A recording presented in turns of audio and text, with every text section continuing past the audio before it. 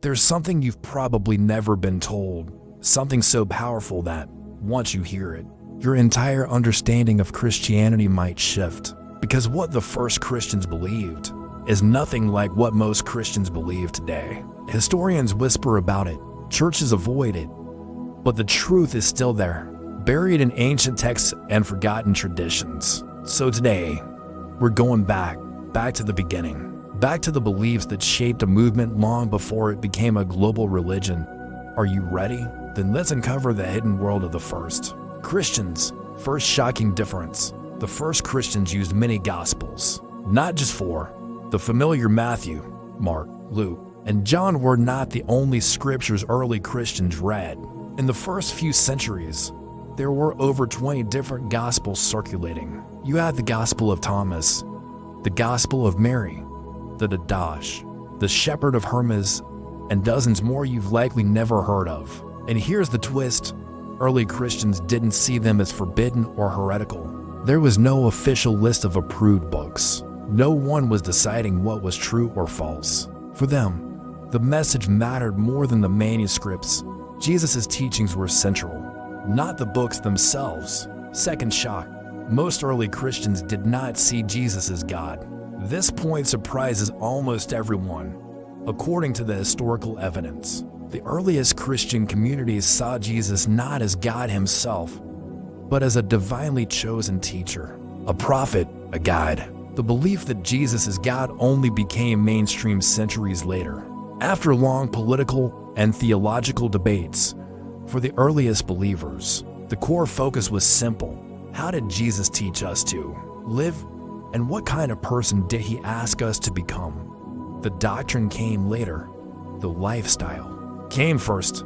Third, early Christians didn't worship in churches. Forget grand cathedrals, stained glass, choirs, and incense. The first Christian gatherings took place in small houses, secret, quiet, and fragile. Because back then, Christianity wasn't even a religion yet. It was a movement, a way of life, a community of people who supported one another. Their worship was simple, sharing bread, telling stories about Jesus, praying silently, and helping the poor. There were no complex rituals, no ranks, no elaborate ceremonies. Fourth, they didn't believe in an eternal hell. Today, many Christian traditions describe hell as eternal torment, but early Christians did not see it that way. Many of them believed hell was temporary, a place of cleansing, not endless punishment. The idea of eternal fire came much later and was largely influenced by imperial politics, where fear became a convenient tool for control. Fifth, early Christians believed the end of the world was coming in their lifetime. The earliest believers were certain, absolutely certain, that Jesus would return within their own generation.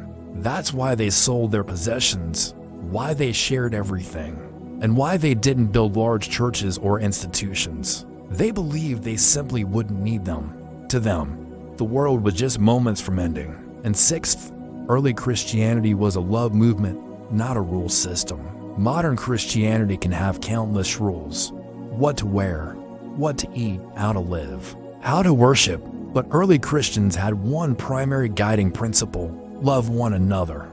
That was their entire moral code. No complex rituals, no rigid dogmas, just love, compassion, and community. So how did everything change? The turning point can be traced to a single event: when the Roman Empire adopted Christianity. Before Rome stepped in, Christianity was simple, humble, and personal. But after it became the empire's official religion, rituals were added, a hierarchy was established, books were banned, alternative gospels were destroyed, and the faith became a tool of political power.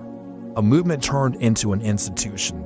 And now, imagine this: if the first Christians walked into a modern church today, would they even recognize it?